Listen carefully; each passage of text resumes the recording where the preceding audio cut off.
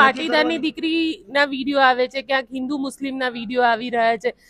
ત્યાં આખું ચૌધરી રબારી સમાજ વચ્ચે તો આખું ધીંગાણું થઈ ગયું બનાસકાંઠામાં. હવે એ તો બેન આખો બહુ લાંબી ચર્ચાનો વિષય છે. હાલનો વિષય એટલો જ છે કે હવે તમે વગર લગ્ને ઉધડું ભેગું રહી શકશો અને ઉધડા રહેતા હોય ને એમાં કાંઈ છોકરા થશે તો સરકાર એને કાયદેસરનો દરજ્જો આપશે, એવું અહીં લખ્યું છે અંગ્રેજીમાં. લ્યો, લગ્નની વાત જ ક્યાં તમે કરો છો?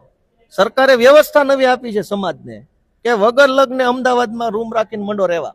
આ જોવો લખ્યું, it shall be obligatory for partners to a live-in relationship within the state, whether they are resident of Gujarat or not, to submit a statement of live-in relationship under subsection 1 of the section 387 to the registrar within whose jurisdiction they are so living. એટલે બે જણાએ ભેગું રહેવું હોય ઉધડું તો સરકારને ખાલી એક અરજી લખીને જાણ કરવાની કે રમેશ ને સંગીતા બે હવેથી ભેગા રહેવા માંગે છે. આ તમને મુખ્યમંત્રી સાહેબ જાણ કરી, બીજું કાંઈ ચિંતા કરતા નહીં અમારી. એટલે સરકાર એને માન્યતા આપશે અને ઉધડું રહેવાનું ચાલુ કરે ને વર્ષ પછી છોકરા થાય તો સરકાર એને માન્યતા આપશે. આ યુસીસી કાયદો તમારી નજર સામે. ખોટું લખ્યો તમે વાંચો.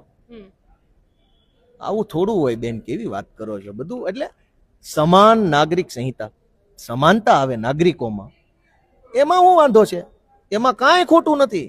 પણ સમાનતાના નામે આ શું છે?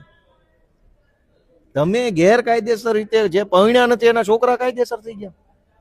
વર્ષો પહેલા આપણે ત્યાં પ્રથા હતી ને, કર્ણનો જન્મ કેમ થયો હતો મહાભારતમાં?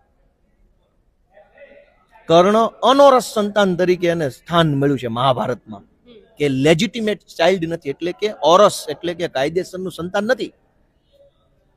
ગેરકાયદેસરના સંતાન તરીકે કર્ણને આપણા સમાજે સ્થાન આપ્યું કે આ લીગલ પુત્ર નથી. વાત સાચી?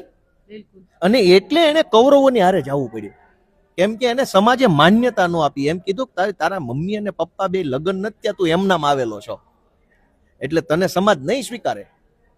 ઈ ભારતની પરંપરા છે કે જેના મમ્મી અને પપ્પાના કાયદેસર લગ્ન ન થયા હોય એના છોકરાને સમાજ ન સ્વીકારે. એ ભારતની પરંપરા છે. હવે ભાજપની સરકાર એમ કહે છે કે તમે ઉધડું રહેવા માંડો અમદાવાદમાં રૂમ ભાડે રાખીને, જે છોકરા થાય ને સરકાર સ્વીકારી લે.